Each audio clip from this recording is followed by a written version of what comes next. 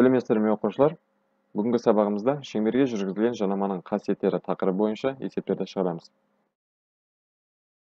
Алғашқы есебіміз, мына суретте АБ жанамасы берілген. Сондай-ақ АО қабырғасы 6-ға тең, ал альфа бұрышымыз 30 градусқа тең. Енді біз осы жерден радиусын табуымыз қажет. Бұл есепті шығару үшін біз мынандай қасиетін қолданамыз. Шеңберге жүргізілген жанама оның жанасу нүктесіне жүргізілген радиусына перпендикуляр болады. Яғни мынау жанама мен радиус екеуі перпендикуляр болса, олардың арасындағы бұрышымыз 90 градусқа тең. Олай болса, мынау үш бұрышымыз бізде тік бұрышты үш бұрыш болды. Енді осыдан тағы да біз тік бұрышты үш бұрыштың мынандай қасиетін қолданамыз. Тік бұрышты үш бұрыштың 30 градусқа тең бұрышына қарсы жатқан катеті гипотенузасының жартысына тең. Яғни, мына 30 градусқа қарсы жатқан катетіміз ол радиус болды, ал радиус мына АО қабырғасының жартысына тең. Енді осыны жазатын болсақ, радиус тең АО қабырғасы бөлу 2-ге. Радиус тең болады. АО қабырғасының мәні 6-ға тең. Осыны орнына апарып жазамыз.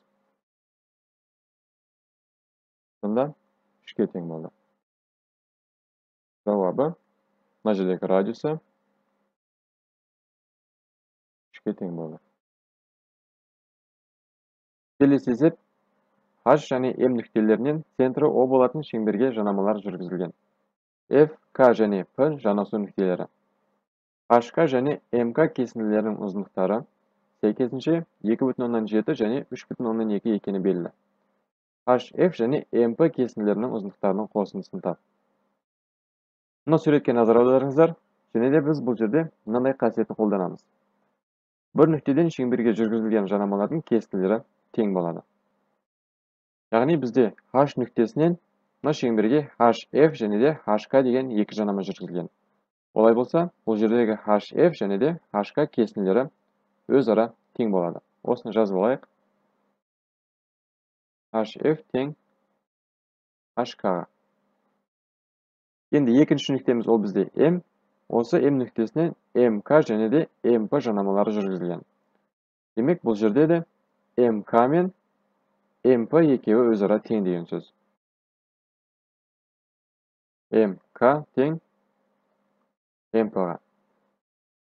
Енді оқушылар, мына жерде қараңыздар, HK және MK кесінділері сәйкесінше 2,7, яғни алғашқы бізде HK кесіндісі 2,7-ге, ал MK кесіндісі 3,2-ге тең. Енді бізден сұрап тұр HF және MP кесінділерінің ұзындықтарының қосындысы. HF дегеніміз HK-ға тең, олай болса, ол тең болады 2,7-ге. Ал MK дегеніміз ол MP-ға тең, ал ол тең болады 3,2-ге. Енді осы екеуінің қосындысын жазатын болсақ. HF қосу MP тең, HF дегеніміз 2,7-ге тең, қосу MP дегеніміз ол 3,2-ге тең. Екеуінің қосындысының мәні 5,9 болады. Сонда жауабы екеуінің қосындысы 5,9-ға тең. Келесі есеп, сәл күрделі есеп, бірақ та мұқият тыңдасаңыздар, ешқандай қиындығы жоқ. Енді есепке көшейік. С нүктесінен шеңберлерге жанамалар жүргізілген.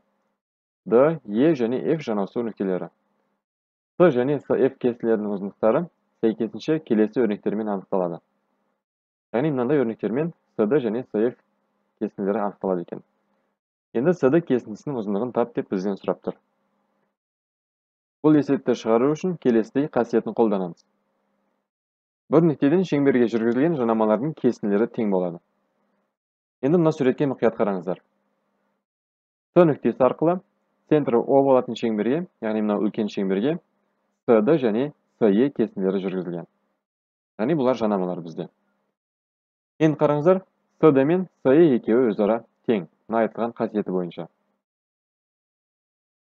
Дәл осылай центрі O1 болатын мына шеңберге, яғни кіші шеңберге CE және де CF жанамалары жүргізілген. Олай болса, мына CE мен SF екеуі өзара тең.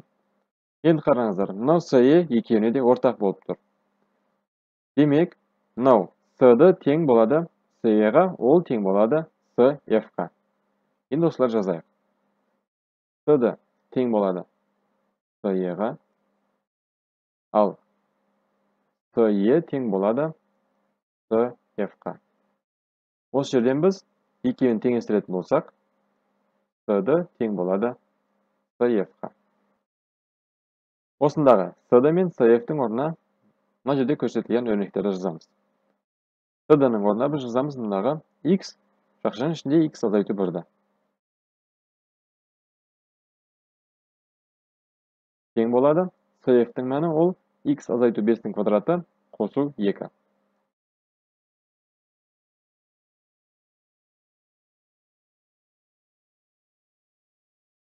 Теңдіктің сол жақ бөлігі бойынша жақшаларды ашамыз. Сонда X-тің квадраты азайту X болады. Тең. Енді оң жақ бөлігінде мына жерде қысқаша көбейту формуласын қолданамыз. X квадрат азайту 10X қосу 25 қосу 2. Енді мына жерден бірден X квадраттар жойылып кетеді. Себебі тамалары бірдей болып тұр, екеуі екі жақта тұр. Қалған X-тар мен бос мүшелерді жинақтап аламыз. Минус X қосу. Мына 10X-ті мына жаққа өткіземіз қарама-қарсы тамамен. 10X тең болады. Екеуінің қосындысы 27-ге. Мұнда 9X болады. Тең 27-ге. X тең болады. 27-ні 9-ға бөлсек 3 болады. X бізде 3 болды. Бізден сұрап тұр S-ді кесіндісінің ұзындығы. Яғни S-ді кесіндісінің ұзындығы мына өрнекпен өрнектеліп тұр. Осындағы X-тің орындарына біз 3-ті жазамыз. 3, жақшаның ішінде 3 азайту 1 тең болады. Екеуінің айырмасы 2-ге тең. Екеуін көбейтсеңіздер 6-ға тең. Сонда S-ді кесіндісінің ұзындығы 6-ға тең болды. Келесі соңғы есебіміз. Мына суретте бізде АБ жанамасы және де бұрыш бетта 120 градусқа тең. Ал біз альфа бұрышын табуымыз қажет. Бұл есепті шығару үшін мынандай қасиетін қолданамыз. Яғни мұндағы АБ мен ОБ екеуінің қиылысқан жеріндегі бұрышымыз тік бұрыш 90 градусқа тең болып тұр. Мұндағы альфа бұрышын табу үшін біз мына жердегі үш бұрыштың мына бұрышын табуымыз қажет. Оны анықтау үшін мынау түзуіміз бізде жазыңқы бұрыш, оның градустық өлшемі 180 градус. Осыдан азайтамыз мұндағы бұрыш беттаны. Ол тең болады 60 градусқа. Яғни мұндағы үш бұрыштың мына бұрышы 60 градусқа тең болды. Енді альфаны табу үшін біз тағы да мына бұрышын табуымыз қажет. Оны анықтау үшін үш бұрыштың ішкі бұрыштарының қосындысы 180 градусқа тең деген қасиетін қолданамыз. Олай болса біз мына екеуін қосып 180-нен қосындысын азайтамыз.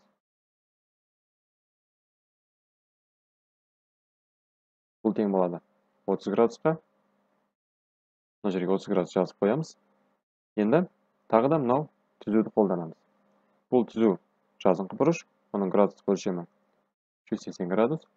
Азайту. Альфаны табу үшін 180-нен азайтамыз 30-ды.